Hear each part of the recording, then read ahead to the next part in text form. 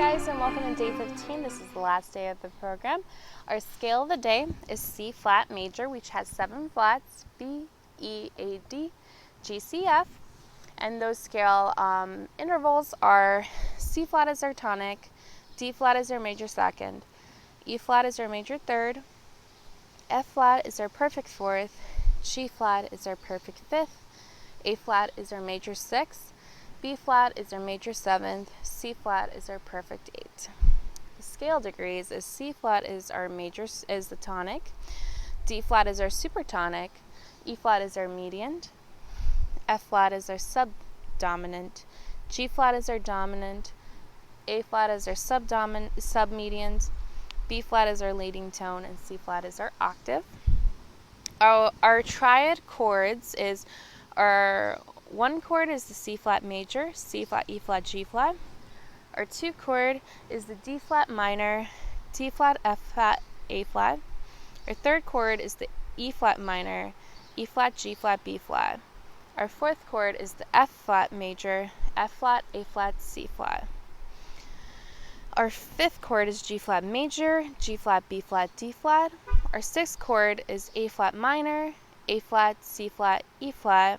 Our 7th chord is B flat diminished, B flat, D flat, and F flat. And then our minor of the day is A flat minor, so go ahead and try an octave or 2 of those scales. So today we're going to focus on film scoring and its history and kind of just talk a little bit of music film composers. So we have like 6 eras of film music. We have the silent era, which was from 1890s to 1929. During the silent era, film music is provided by each individual theater, either by phonograph or as performed live by musicians. In this later case, either a pianist improvises to a film or a small ensemble of musicians performs a classical piece in the background as the film plays. But once the ability to synchronize music and sound to celluloid becomes possible in 1929, music quickly becomes an essential aspect of the storytelling process. Suddenly, composers are commissioned by Hollywood to write new material, especially for these movies. A new profession is born. Music played a huge role in the silent era because it was only pictures with sound, and that's where the music came in to help the audience know which emotions to feel. Next, we have the golden age of film scoring in the years 1930 to 1950s. This is a unique period in the history of film scoring. So exploding with creativity, music written for the movies consistently matches the artistry of the film itself. Composers during this period primarily come from the backgrounds in concert music and almost exclusively write orchestral pieces. Here are a few highly influential composers from that time. We have Mark Steiner, regarded as the father of film music. Steiner makes extensive use of leitmotif in his score 1933 for King Kong. Created by German operatic composer Richard Wagner, leitmotif is a technique wherein specific instruments or musical themes were assigned to an individual characters or events. In subsequent decades, the use of leitmotif has become present everywhere in music. We have Heinrich Korngold, an Austrian-born composer. Korngold's many credits include The Adventures of Robin Hood, The Seahawk, which had greatly influenced John Williams' work on Star Wars in 1977. We have Alfred Newman. Newman composes over 250 films, including Mask of Zorro, and serves as the director of music at RKO Studios. He is the father of composers Thomas Newman, David Newman, who wrote Ice Age, and the uncle of singer-songwriter Randy Newman from Toy Story. We have Bernard Herrmann. Herrmann is best known for his longtime collaboration with Alfred Hitchcock, especially his iconic work on Psycho. In 1950s, film music branches out. 1951, A Streetcar Named Desiree features a hybrid symphonic jazz score by composer Alex North. This is a major step forward for film music, moving Hollywood's film scoring away from its prior exclusivity European sound. 1952, A High Noon features the song Oh My Darling, which proves instrumental in the commercial promotion for the film. Following the success of Oh My Darling, studios began asking composers to write original songs for their films, both for promotional purposes via radio play and later on for providing necessary support revenue in form of soundtrack albums. 1954, the studio system begins to dissolve. Composers transition from being employed by the studio to being now freelance creatives and musicians.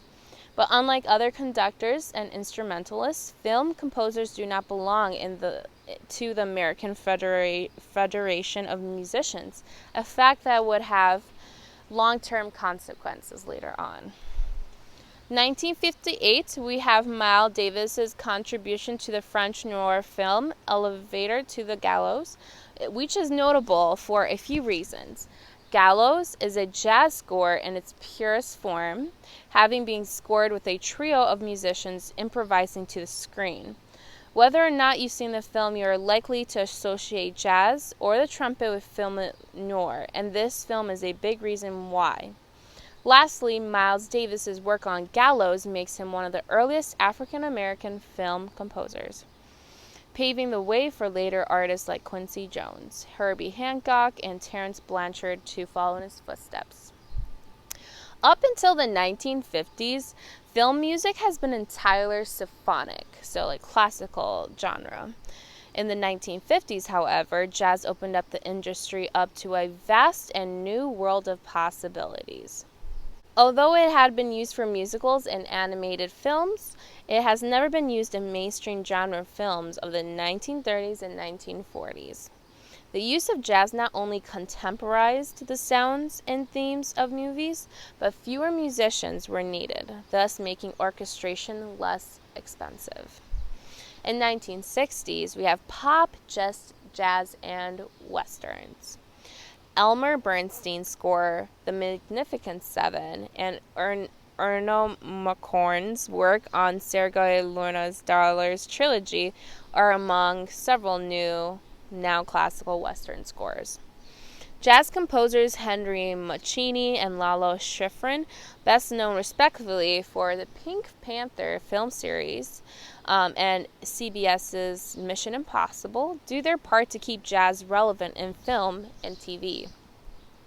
British composer John Barry almost single-handedly defines the sound of spy films with his symphonic jazz hybrid scoring of the popular James Bond film franchise.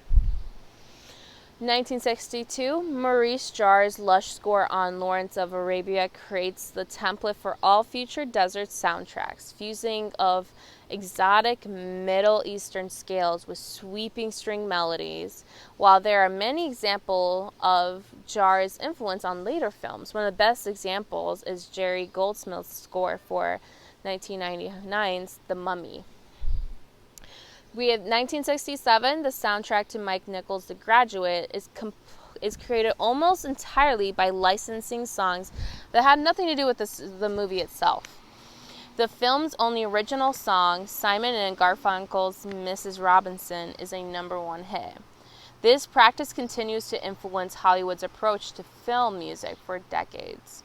The necessary income opportunity of soundtrack sales, in combination with the fact that it's cheaper at the time to score a film with songs, which by 2017 will no longer be the case.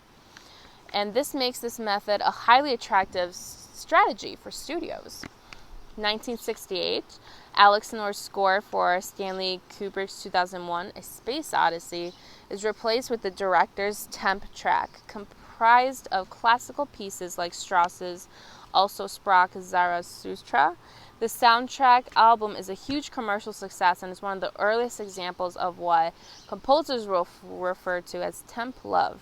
the phenomena of a director falling in love with the temporary soundtrack to which their film is edited, thereby making anything the composer might write unappealing regardless of how well it may serve the film.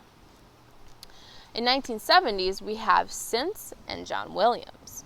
In 1970s New Hollywood era, film music heads into two different things happening at the same time. We have various directions with the incorporation of synthesizers and a return to classic scoring. 1973 director-composer John Carpenter's synthetic score for Dark Star expands the soundtrack world beyond symphonic, jazz, and pop music, introducing a brand new vocabulary of computerized arpeggios and other technologies. This is a major example shift of how scores are made with long-term industry consequences. Up to this point, soundtracks required an ensemble of instrumentals to perform the music, whereas orchestras often consist of dozens of musicians. A single individual can perform and edit or an entire synth score. 1977, John Williams single-handedly revives the sound of Golden Age Hollywood with the score for Star Wars. The film's soundtrack becomes one of the highest-selling non-pop records of all time. 1980s are full of song-loaded soundtracks with their more contemporary songs that are the main songs of the film instead of soundtracks. John Williams continues the Golden Age tradition with iconic scores for E.T., Superman, and Indiana Jones series. Due to quantum leaps forward in digital technology, especially sampling and computer-based sequencing, so synths, the 1980s also sees the growth of synthesizer-heavy scores. Jerry Goldsmith's work on the Star Trek film series explores the possibility of fusing orchestra sounds with electronic elements.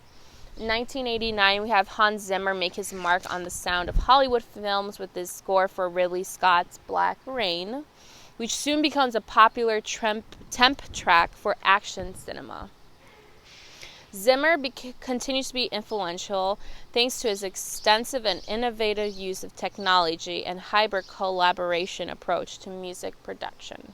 If you want to see how Hans Zimmer wrote the music for Batman Dark Knight Rises series, I'll share the link here because it's a different approach to creating music, and it's interesting for you to hear a composer's perspective and how they come to write music for films. In the 1990s was an era called the kitchen sink. As film scoring has grown into its own distinct art form, musicians have continued to incorporate almost every genre of music imaginable. While symphonic scores remain popular, there are plenty of projects that want to avoid orchestral music together. The rapid growth of synthesizers in the 1980s and later digital audio workstations and virtual instruments in the 1900s and 2000s has lowered the barrier to entry for aspiring film composers. Musicians from non-symphonic backgrounds continue to successfully make their mark in the film industry, especially rock stars. Plus, there are more active female composers working in the industry than ever. But as diverse as scoring is today, it's ultimately up to the director to decide how music should best serve the film.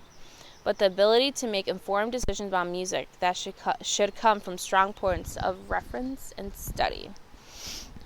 The 1980s and 1900s, the first widespread use of synthesized sounds in film score occurred in the 1980s, and film scoring once again underwent a major revolution. For the first time, it became theoretically impossible to score an entire film with only one performer, using the synthesizer to produce the sounds of many instrumentalists. And that's what Hans Zimmer often does, is he performs the entire score by himself. This advent, echoed in the general music world, caused popular songs, specifically contemporary rock music, to become the basis for entire scores. Today, with the development of new technology and the general knowledge gained from the century of experiences, film composers have the ability to create the perfect score, centering the movie's plot and the characters in such a way that enhances the film and turns it into an experience. So film scoring composers that we will be taking a look at are Hans Zimmer, John Williams, James Horner, Alan Silvestri, Howard Shore. And starting with Hans Zimmer. Hans Zimmer was born in 1957 in Frankfurt, Germany. He is a German film score composer and a music producer who has composed music for over 100 films, including Hollywood blockbusters such as Pirates of the Caribbean series, Gladiator, The Lion King, The Da Vinci Code, Angels and Demons, and Sherlock Holmes.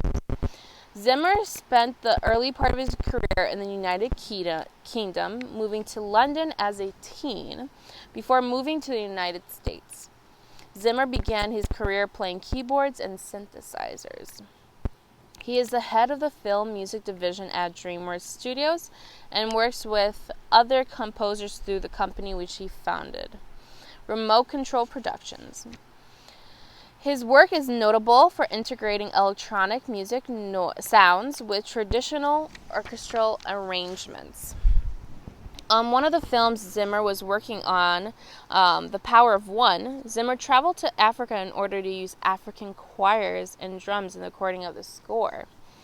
On the strength of this work, Disney Animated Studios approached Zimmer to compose the score for the film The Lion King. In the 2000s, Zimmer has composed scores for Hollywood blockbuster films including Black Hawk Down, Gladiator, The Last Samurai, The Da Vinci Code, and The Simpsons movie. Zimmer is also noted for his works on the scores of Christopher Nolan's Batman Begins, Dark Knight Rises, on which he collaborated with James Newton Howard. Zimmer won numerous awards for his work on The Lion King, including an Academy Award for Best Music Original Score, a Golden Globe, and 2 Grammys. In 1997, the score was adapted into a Broadway musical version, which won the Tony Award for Best Musical in 1998. If you look up movies that Hans Zimmer created, I'm sure that you will see a lot of movies that you know. So he worked on Gladiator, Interstellar, Lion King, Inception, Pirates of the Caribbean, the Batman movies, Dunkirk, The Da Vinci Code, Prince of Egypt, Kung Fu Panda, Sherlock Holmes, Angels and Demons, The Dark Phoenix, Space Jam, Mission Impossible 2, Batman vs. Superman, Rango, Megamind, The Road to El Dorado, Madagascar. Those are a few movies to name that you might know. My personal favorite is Pirates of the Caribbean and Interstellar. It's a really good soundtrack that I watched the movie just for the music.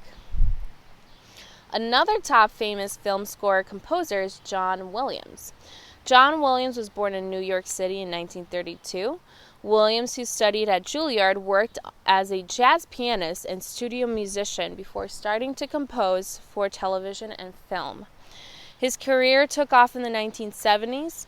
Since then, he has scored more than 100 films, including Jaws, the Star Wars films, E.T., and Schindler's List. Williams has won 5 Academy Awards and received a record-breaking number of nominations. John Towner Williams, generally known as John Williams, was born in Flushing section of Queens, New York. His father was a musician, and Williams started taking piano lessons at a young age. With his family, Williams moved to Los Angeles, California in 1948. He attended the University of California at Los Angeles for a long time before he was being drafted in the U.S. Air Force in 1951 at the age of 19. After working years in military service, Williams returned to New York City where he worked as a jazz pianist. He also attended the Juilliard School, studying with famed teacher Rosina Levine in pursuit of his dream becoming a concert pianist. However, Williams confessed in a 2012 interview with NPR that at Juilliard he heard players like John Browning and Van Clifford around the place who were also students of Rosina's, and I thought to myself, if that's the competition, I think I better be a composer. Returning to Los Angeles, Williams became a movie studio musician. He was heard as a pianist on films and television themes. Soon, Williams was composing his own music for TV. Williams said, "I developed from very early a habit of writing something every day, good or bad." Williams may be best known for his work with Steven Spielberg and George Lucas. After all, Spielberg's movies have Williams scores. Their notable collaborations include Jaws, E.T., Jurassic Park, Schindler's List, Catch Me If You Can, Munich, and Lincoln. Williams also composed the music for George Lucas's 6 Star Wars movies. Williams' impressive movies that he worked on are including Superman, Home Alone, JFK, the first 3 Harry Potter films, The Book Thief. Williams is known for writing soaring scores that often feature recurring musical motifs, leitmotifs, again, which Wagner created. And in an ongoing career, he has worked on more than 100 movies, also including Star Wars, Jurassic Park, Indiana Jones, Superman, Tintin. Though Williams is known for his film scores, he has written other music, including concert pieces and themes for several Olympic Games. Williams was also regular works as a conductor. In 1980, he becomes the director of the Boston Pops Orchestra, a position he held until retiring in 1993. Williams still serves as an awarded conductor of the Pops, which has conducted the London Symphony Orchestra and popular concerts at the Hollywood Bowl. And you can check all these accomplished and famous film score composed online, and hopefully you'll discover amazing pieces. So that's all for today, and that's all for the program. This is our last day of that, and I hope you guys have had a great time. I hope you discovered a lot of interesting facts about composers, music theory facts, how to build scale, and just being more confident in your own skills and things to think about, changing up your practice routine, being relaxed as a musician, how to tell stories, all these important things. So it was fun working with you guys. I enjoyed this program, and I hope you guys did too, and hopefully we'll see you next year. Thank you for attending the Virtual Virtuoso's Music Event.